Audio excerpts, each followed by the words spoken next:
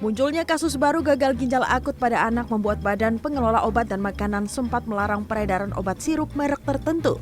Namun, selang beberapa hari BPOM meralat dan menyatakan obat sirup tersebut aman dikonsumsi setelah pihaknya melakukan serangkaian uji tes laboratorium. Aturan pelanggaran jual beli obat sirup merek tertentu oleh BPOM ini membuat penjual obat sempat menarik peredaran obat sirup penurun panas tersebut. Salah satunya di Pasar Pramuka, Jakarta Timur. Di pasar ini, para penjual obat menegaskan pihaknya menjual obat sirup penurun panas sesuai dengan izin dan aturan BPOM. Namun, meski tetap menyediakan obat sirup yang aman dikonsumsi anak, para penjual mengaku saat ini jarang sekali orang tua yang membeli obat sirup untuk anak. Pasti emang dijual bebas kan, kalau misalkan yang yang dilarang sama pemerintah ya udah nggak kita jual lagi gitu. Kan kita juga tahu ya dari media juga kan ya. Nah pas itu keluar, berita itu keluar ya udah akhirnya kita turunin dulu. Ternyata dari pemerintah juga kan udah dikeluarin kalau misalkan ini sudah aman. Ya udah akhirnya bisa kita jual bebas lagi gitu.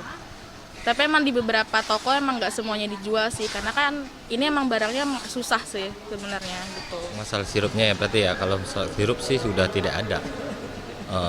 Ya kalau untuk penjualannya sih udah menurun dan bisa dikatakan sehari itu nggak ada lah gitu kalau untuk merek tersebut. Untuk yang fraksion tidak ada ya? Iya. Untuk obat sirup yang lainnya seperti apa? Obat sirup yang lainnya ya jadi pastinya nggak ada juga.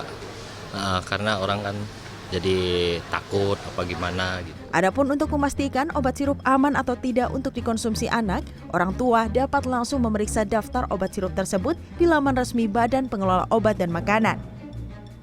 Dalam laman tersebut, BPOM merinci obat yang dilarang dikonsumsi dan obat yang aman digunakan sesuai dengan aturan pakai. Di sisi lain, dokter spesialis anak Tiur Malisapini menegaskan orang tua sebaiknya tidak langsung memberikan obat saat anak baru mengalami sakit. Hal ini karena penggunaan obat pada anak yang sakit sebaiknya menggunakan petunjuk dari dokter. Adapun obat yang diberikan bisa dalam bentuk obat sirup atau puyer. Banyak, itu yang tadi saya bilang ya, orang tua biasanya udah coba obat warung dulu, beli obat sendiri dulu, kalau sudah parah baru bawa ke dokter. Nah itu juga tidak baik ya, jadi kita jadinya juga sebagai dokter juga menemukan kasus anak ini sudah berat kadang ya. Jadi memang kalau memang pada awal hanya demam, anaknya masih aktif, ya kita tidak perlu juga langsung memberikan obat ya. Orang tua bisa memberikan cairan dulu ya, cairan yang lebih banyak dibanding biasanya. Karena anak yang demam itu membutuhkan cairan untuk hidrasi tubuhnya lebih banyak dibanding normal. Itu yang pertama. Lalu apabila tidak membaik juga bisa juga dilakukan tindakan seperti mengompres ya, kompres dengan air hangat untuk membantu menurunkan suhu tubuh pada anak.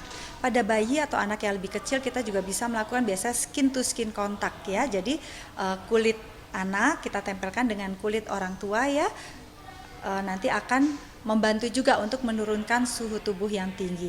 Apabila hal-hal tersebut ternyata tidak efektif untuk menurunkan suhu tubuh ya, terus anak terlihat lemas ya jangan ragu untuk segera datang ke ahlinya.